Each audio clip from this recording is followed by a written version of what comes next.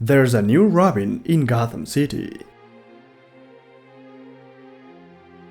Hello again, Batfans! In this episode, Tim Drake officially becomes Robin. But first, we have to check out what was happening in the beginning of the 90s in all the Batman comics, and we will start with the Batman 3D publication. Since the Batman comics were on high demand, DC decided to publish a 3D comic featuring Batman. These 3D comics were very popular in the 60s, but since Batman was so popular in the early 90s, DC brought back the idea once again. Unfortunately, there's nothing really important about this book. It's just a regular Batman story written and illustrated by John Byrne. The good part is that there are also some amazing pin-ups by great artists, but unless you have their red and blue glasses, they are going to be impossible to appreciate, which is a real shame. Then we have the Detective Comics Annual number 3. This one is a strange story. It is called Obligations, because that's the main theme of the whole story.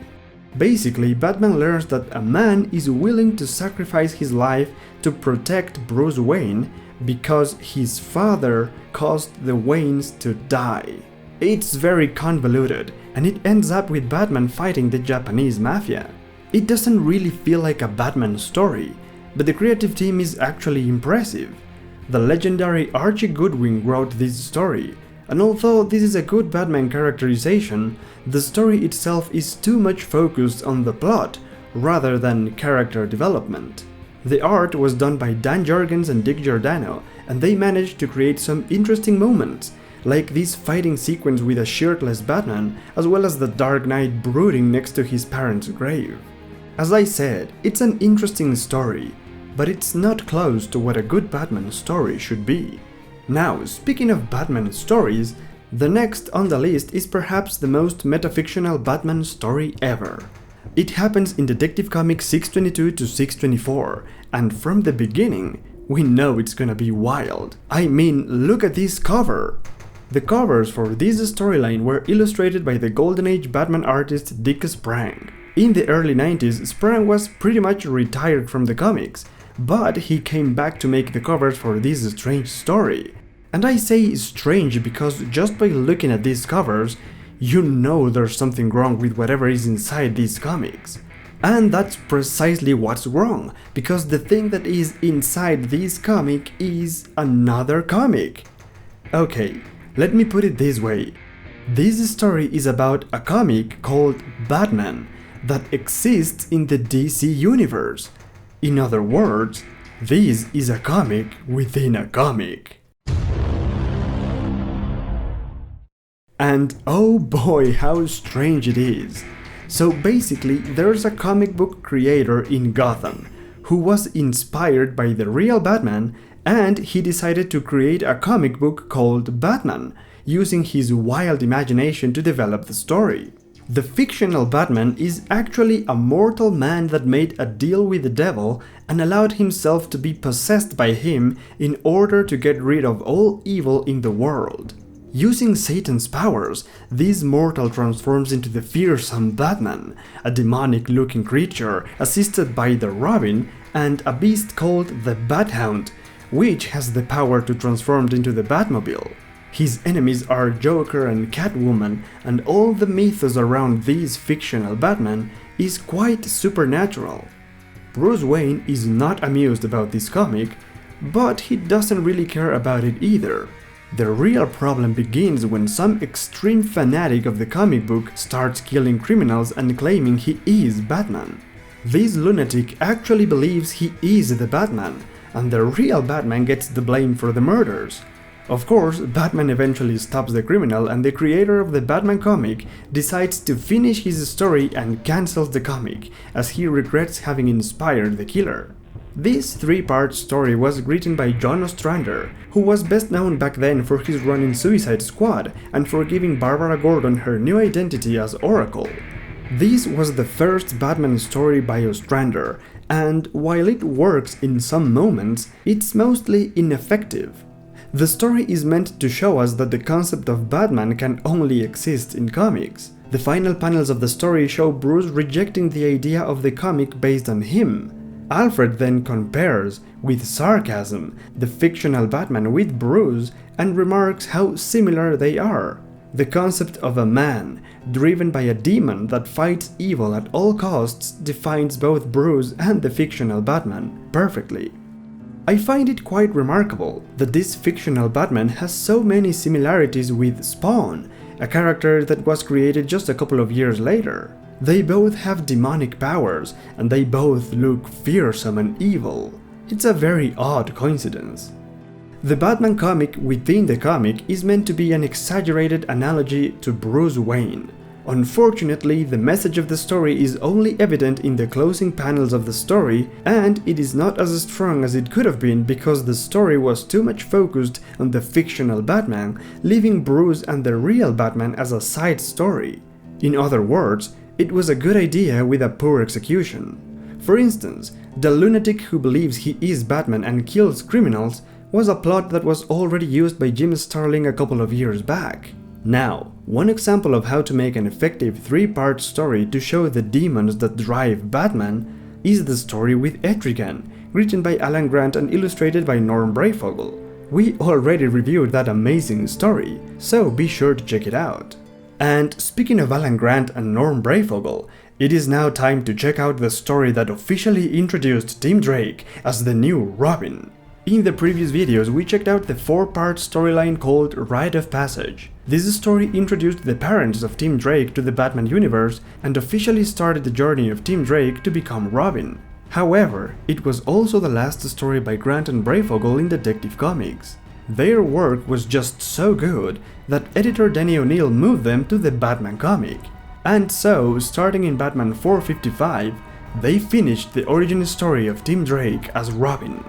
The story begins with a crime, as it always does. It is an unusual kind of crime, as usual. Several people wearing skull masks start murdering innocents in Gotham. The criminals are all normal people with no criminal record who simply wanted to commit a crime. Batman starts investigating the case, and so does Vicky Vale, who comes across some evidence of the killers while taking some pictures. In the meantime, Bruce has to help Tim Drake to deal with his mother's death and his desire to become Robin in order to get revenge. Batman warns Tim not to think about wearing the Robin outfit until the time is right. Batman thinks Tim is not ready, so Tim decides to show him he is.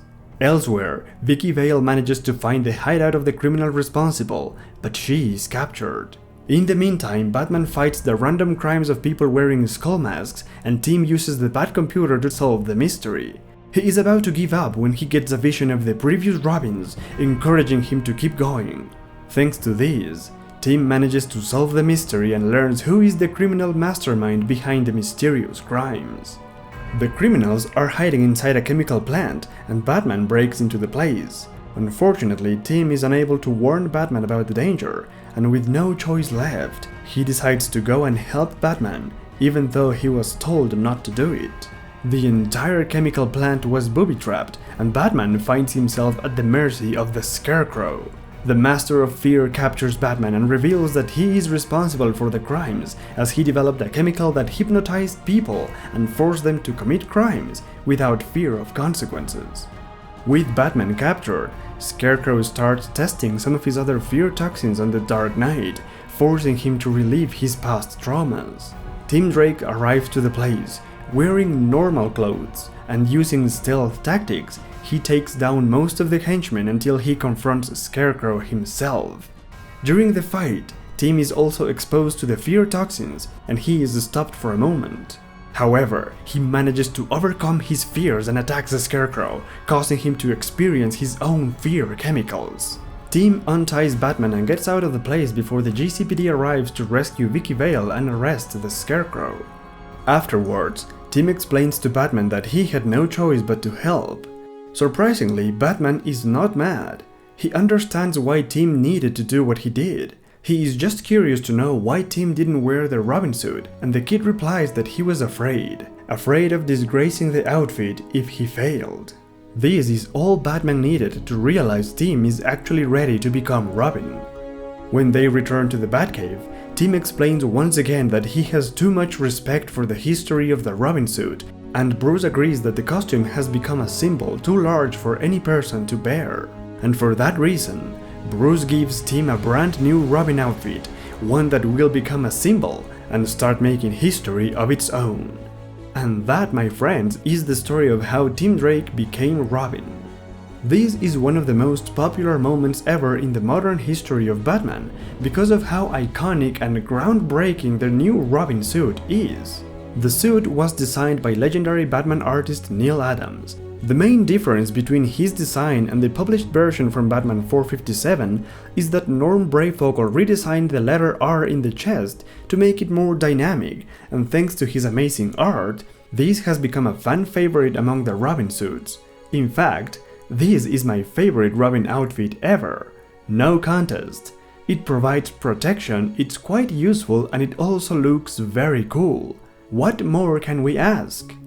Now, the story may not be the greatest thing ever, but it works considering that the point of the whole story was to get Tim Drake to become Robin. For that reason, much of the story seems a bit forced and irrelevant.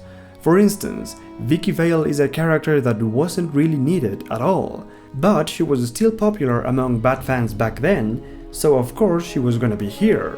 This was also the first time that Alan Grant and Norm Brayfogle used the Scarecrow, and it's obvious that they were not very interested in the classic villains. Their Penguin story from not so long ago was not good either. Here they recycled some previous plot ideas for the Scarecrow, and the design is not different from the classic character. This all makes the story feel a bit dull. Even though there are some great dialogues, especially from Batman, the stakes are not very high to make it interesting enough, at least not in terms of the villain and his plan. However, having Tim Drake as the new Robin is just so exciting, and I can't wait to check out more stories with him, as he is my favorite Robin. But it seems like that we'll have to wait a little longer, because in the next episode, Ra's al Ghul returns in Batman, Bride of the Demon. For all that and many more Batman videos, subscribe now and don't forget to leave a like. Until then, Godspeed, my friends!